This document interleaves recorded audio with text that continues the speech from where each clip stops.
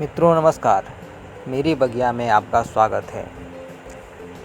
वर्षा ऋतु में चारों ओर नज़र दौड़ाएं तो हरियाली ही हरियाली दिखाई देती है। पेड़ पौधों से प्राकृतिक सुंदरता में अभिवृद्धि होती है। ये पेड़ पौधे हमें प्राणवायु ऑक्सीजन प्रदान करते हैं। इस प्रकार से ये हमारे प्राण की रक्षा करते हैं। आज रक्षाबंधन भी है। बहन अपने भाई को राखी बांधती है और भाई भी अपनी बहन की रक्षा करने का वचन देता है। तो क्यों न हम हमारे प्राणों की रक्षा करने वाले पेड़ों को लगाएं और उनकी रक्षा करें। रक्षाबंधन के इस शुभ अवसर को यादगार बनाने के लिए चलिए हम वृक्षारोपण करते हैं। आज हमने वृक्षारोपण के लिए पीपल के 5 पौधे लिए हैं। धार्मिक मान्यताओं के अनुसार पीपल के पेड़ में देवत्व का वास होता है तथा वैज्ञानिक मान्यताओं के अनुसार यह रात में भी ऑक्सीजन देता है। 24 घंटे ऑक्सीजन देने वाले इस पेड़ को लगाना जरूरी है। इस पौधे को लगाने के लिए बड़ा सा गड्ढा तैयार कर लेंगे। कम से कम 2 बाई 2 फुट लंबा चौड़ा तथा 2 फुट गहरा गड्ढा तैयार कर लेंगे। इस तरह से गड्ढा तैयार करने के बाद कुछ मिट्टी तली में छोड़ देंगे। तत्पश्चात इसमें गोबर खाद या केंचुआ खाद डाल देंगे। अब पौधे को इस गड्ढे के मध्य भाग में रख देंगे।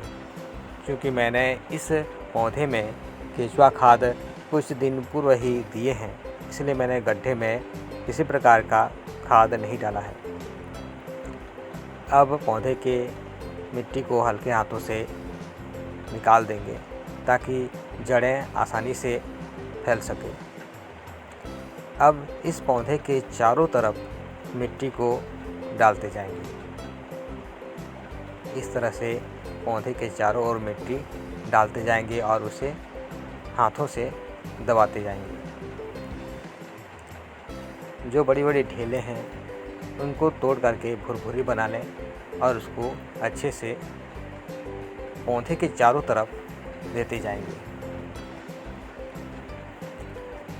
इस तरह से हमने मिट्टी को चारों तरफ दे दिया है और शेष मिट्टी को हम पुनः उसके चारों तरफ इस तरह से डाल देंगे। पौधे के चारों तरफ मिट्टी डालने के बाद उसको दबाते जाएंगे। अच्छी तरह से दबाने पर अंदर की हवा वह बाहर निकल जाती है। इस तरह से हमने पौधे के चारों तरफ मिट्टी डाल दी है और उसे अच्छे से दबा लिया है।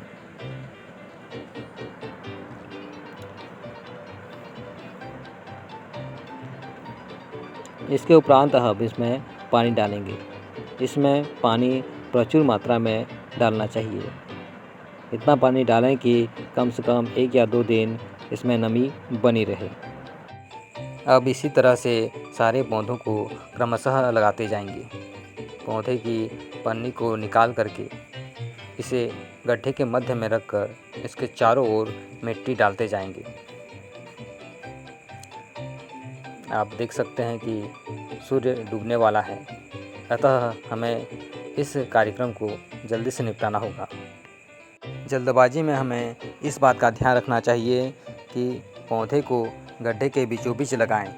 इससे पौधे की जड़ आसानी से फैलती है। पौधे के चारों तरफ मिट्टी डालकर इसे अच्छे से दबा लें।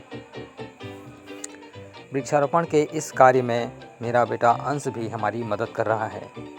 जब भी आप वृक्षारोपण करते हैं तो बच्चों को तथा युवा पीढ़ी को इसमें शामिल ज़रूर करें। बच्चे हमारे भविष्य हैं और इनका उत्तम भविष्य के लिए वृक्षारोपण करना एवं पौधों को सुरक्षित रखना बहुत आवश्यक है।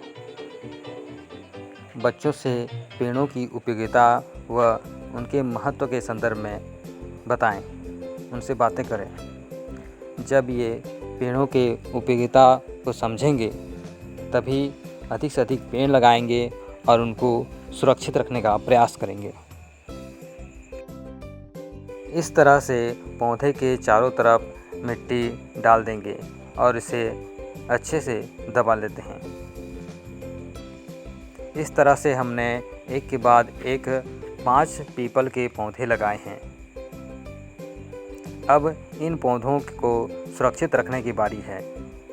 हमारा वृक्षारोपण तभी सफल और सार्थक होगा जब हम इसे सुरक्षित रख पाएंगे और ये सुरक्षित ढंग से बड़े पेड़ के रूप में हो जाएंगे। सीधे शब्दों में कहें तो पौधे को लगाने से भी अधिक जिम्मेदारी का काम इसकी सुरक्षा करना है। इसको सुरक्षित करने के लिए हम इसके चारों तरफ घेराव करेंगे। तो सबसे पहले हम ज़मीन पर जगह जगह छेद कर देंगे। इसके चारों तरफ इसी तरह से छेद कर लेंगे। फिर हम बेशरम के डंडे को इसमें लगाते जाएंगे। इस तरह से एक एक करके बेशरम के डंडे को हम इसके चारों तरफ लगाते जाएंगे। यह काफ़ी मेहनत वाला काम होता है, किंतु ये करना आवश्यक है। यदि हम इसको सुरक्षित नहीं रख पाएंगे तो हमारा पौधे लगाने का काम बेकार जाएगा।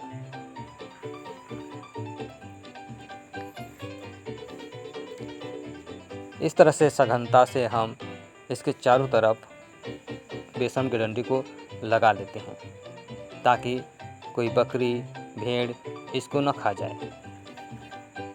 पौधे लगाने के पश्चात इसके चारों तरफ बाड़ लगाना एक अत्यंत महत्वपूर्ण तथा आवश्यक कार्य है। काफ़ी मेहनत करने के पश्चात इस तरह से हमने बाड़ की तैयारी कर ली है और अंततः हमने यह बाड़ तैयार कर लिया है।